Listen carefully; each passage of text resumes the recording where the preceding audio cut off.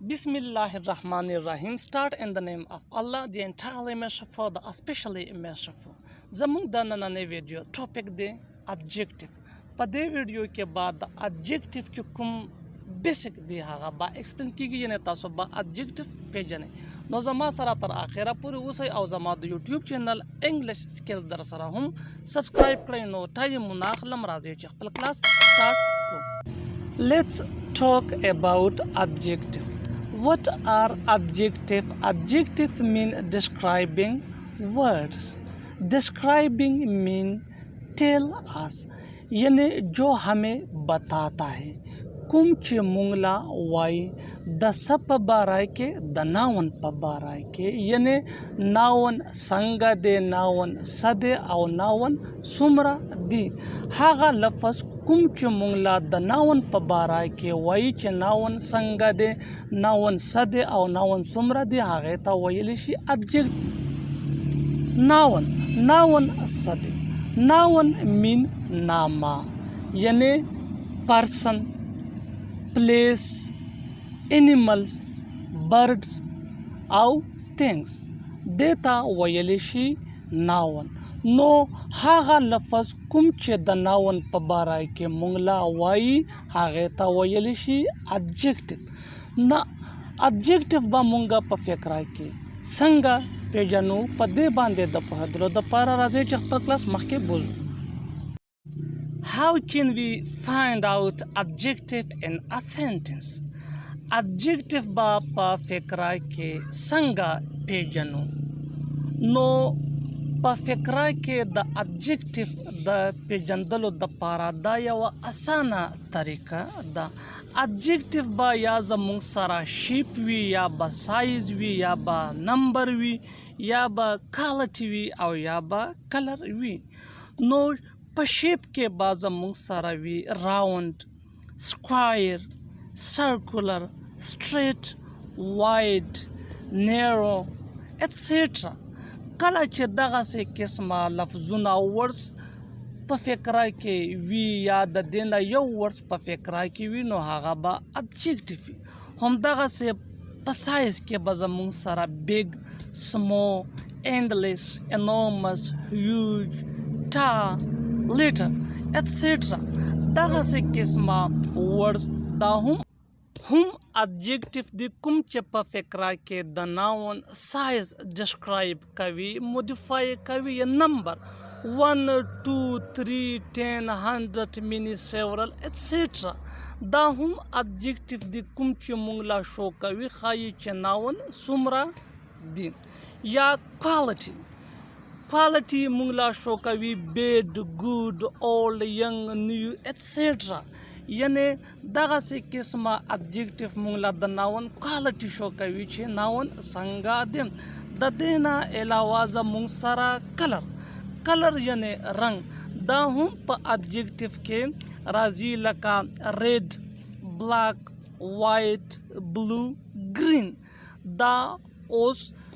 adjective di kumche the noun rang da describe kawi mungta show kawi khayi che the noun rang sanga dem no da kum chart che taso gore da the adjective da pejan galo da para ya wadera kha tarika da au taso kawole shay che pa fekra ke adjective pade asana tarika bande poha shay اوس په adjective باندې د خپه دلو د پارا راځي چې دا مثالونه وګورو او خپل ځانونه هم لګ چکو چې په فکرای کې adjective پیژندلې شو او کانا نو لکه څنګه چې دا اگزامپل تاسو لا په د سکرین باندې ښکاری it is around table په دې مثال کې زموږ سره table دا noun دی او راوند دا adjective د کوم چې دا ټیبل ډسکرایب کوي مونږ لا د ټیبل په باره کې وای د میز په باره کې وای چې دا ګول دی نو it is around table دلته راوند دا adjective دی او دا ټیبل دا noun دی او دا noun چې کوم دی دا ډسکرایب کوي نیکسٹ example this is a straight line دا یو نیغه کرخنا دا دلتا هم په دې مثال کې زموږ سره لاین دا ناون دی او سټریټ دا adjective دی کوم چې موږ لا د دې ناون لاین په باره کې معلومات راکوي انفارمیشن راکوي یعنې راته وایي چې دا لاین چې کوم دی دا بالکل سټریټ دی نیغ دی نو دا دلته دا لاین دا ډسکرایب کوي نیکسٹ ایگزامپل اٹ از ا بیگ هاوس دلته په دې مثال کې زموږ سره بیگ دا adjective دی او هاوس چې کوم دی دا ناون دی دا adjective بیگ دا ناون موډیفای کوي ډسکرایب کوي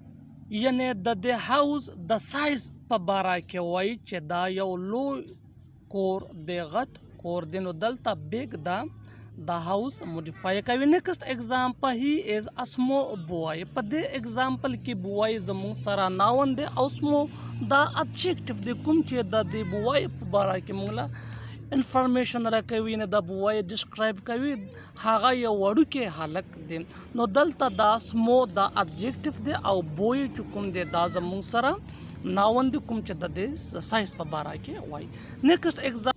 There are 10 students in the class. په دې فقره کې زموږ سره adjective 10 دی